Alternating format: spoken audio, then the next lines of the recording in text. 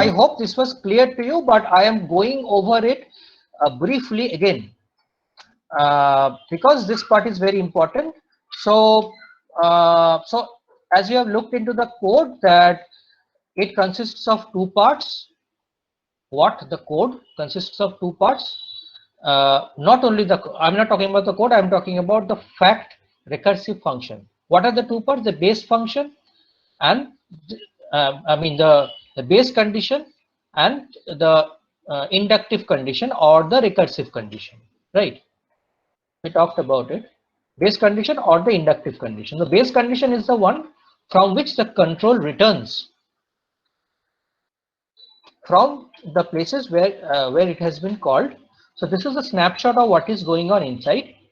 So for factorial 4, I make a call to fact function. So this is the same function which I showed you right now, fact recursive. So it calls itself with fact 3. Fact 3 calls itself with fact 2. Fact 2 calls itself with fact 1. Then we have reached a point where we are going back, right?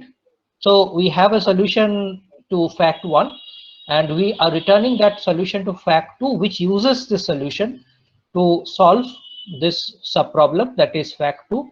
So this is 2, this goes back to fact 3 and it goes on like this, right? So here, apart from the two important factors, one is the base condition and the other is the basically the recursive condition, where the problem is basically subdivided. So this is the base condition, this is the recursive condition. There is another thing that is important. What is that? That is, I talked about this decomposition and recomposition. So decomposition is fine, right? You are, breaking this into smaller parts until you reach the base condition. In recomposition, there is another factor, like how, when you have reached this base condition, how are you going to recompose? There has to be some operation involved, right? There has to be some operation involved. So what is the basically the recomposition, or the decomposing operation here? Here it is multiplication, right? So it is, so you are getting fact 2 by multiplying n into the value which you have got from the base condition. Similarly, for fact 3, it is multiplying 3, that is in this case n, with with the solution of the subproblem. So if this particular operation is changed, then the problem is dependent on the operation, right? So here what are we doing? We are multiplying the values from the different subfunctions. So hence it is a factorial. But we could also added it, right? We could also have added 1 to 4 using this, right? So in that case, the recomposing the recomposing operation would have been plus.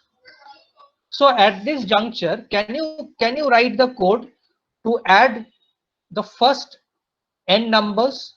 Here I am multiplying the first n numbers. Is that not?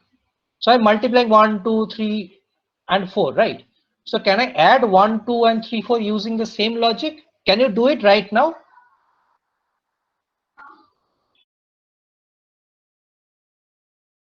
If you understand what it does, then it gives you enormous power because it simplifies the logic. Most of the people think, it is that way. You may not agree with it, but people, some of the stalwarts of programming think that recursion is a very sophisticated way of representing the problems, because recursion is a part of many mathematical expressions also. You will find many recursive definitions which are frequently used. So that's the way it is. So okay, let's go into the code. So I will show you the code once again. So I have written the same code. You can basically look into it. There is nothing into it, but let's have a look.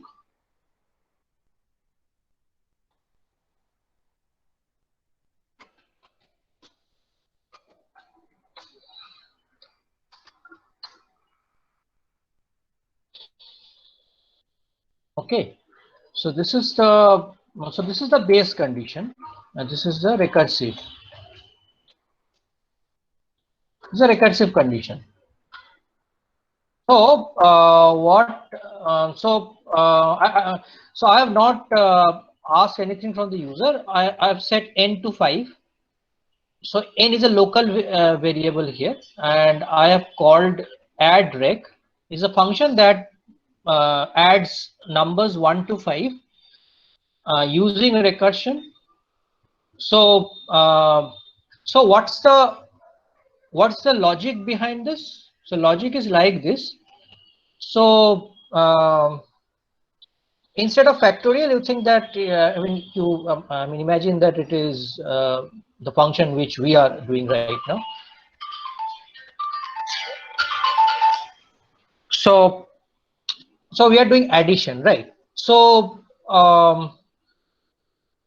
I'm dividing the problem into subparts by decreasing the value of n by 1. So as I reach 1, I mean return 1, and I add this 1 to this 2.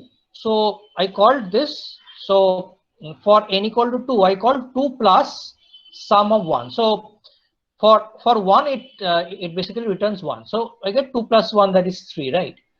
Then it goes back to this part. So 3 plus factorial 2, right? So factorial, sorry, not factorial 2, add, I mean sum of 2, sum of the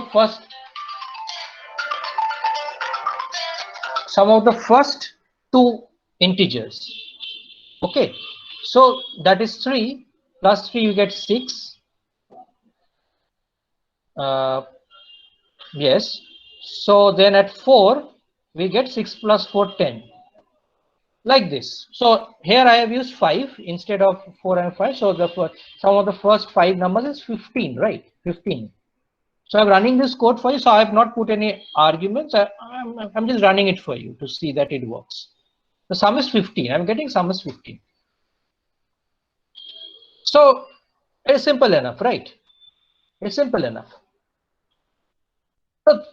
So there is something else. You see that it is dividing the sub problem in the problem into smaller problems. So in a stage where suppose there is a situation where you already know the factorial of some numbers up to say k is some integer, and you are asked to find the factorial of n where n is greater than k, but maybe the difference is not much. Then what you can do, you can simply do n minus 1 dot dot, and whenever you reach k, you can put factorial k, right? You can basically reuse, or reuse the part of sub problem which has been done before. That you can also do. So this is basically called the concept of using the known solutions to known problems instead of trying to solve them yet again, is loosely called something called dynamic programming. But I will not be discussing dynamic programming in this course. So that is a part of advanced data structures and algorithm, which I will cover maybe in the next semester. So that is still in progress. I'm not sure whether that course will be offered, but if that is offered, and if I am teaching that, of course, then that will certainly be covered. Dynamic programming is a very important part of programming, of solving large problems by dividing it into subparts. So you see that the concept of basically dividing the problem into subparts and reusing the already solved subparts is a part of efficient programming. So you should do that in your code also. So you see that that is also the purpose why we are doing this modular programming. Because suppose you want to, you want a sub part of a program to be used several times. For example, imagine that printf is written by you. Then printf, there's the code for printf. Wouldn't have taken some portion of code, right? So suppose it consisted of say 50 lines. So to do printf, you write a code that is of 50 lines. So basically it wouldn't have made sense to use the same 50 lines over the body of main every time you needed printf, right? So instead of doing that, you could have written a function printf and you would have called that function again and again. So that is also important. You should be able to reusing the portions which have been already covered before. So I'm not sure I have enough time to go ahead with this. So I had a plan of discussing recursion. Discussing Fibonacci sequence. So maybe I don't have enough time. Okay, maybe I can basically introduce the problem, then I can do the solution in the next class. So I'm sure you know what this Fibonacci series is. So it looks like this. So many people say that it starts from 1, so 1 1 1 something like that, but some alternative versions also start with 0, but we can also start with 0. So series is like this. So the first term is 0, second term is 1. From the third term itself, we are basically using the previous two terms. So from third term onwards, we are using the value of the sequence, just preceding it, and the one that is preceding the one that is preceding itself. So the basically the previous two terms. So this one is obtained by adding 0 and 1. This 2 is obtained by adding 1 and 1. So this is a very beautiful concept in mathematics also. This I think is associated with this golden ratio, golden number, and all these things. And I read a book that is about beauty of mathematics, or basically mathematics in nature. You'll find this pattern used in several phenomena in nature. For example, the way this the bees basically multiply. So there is a long story.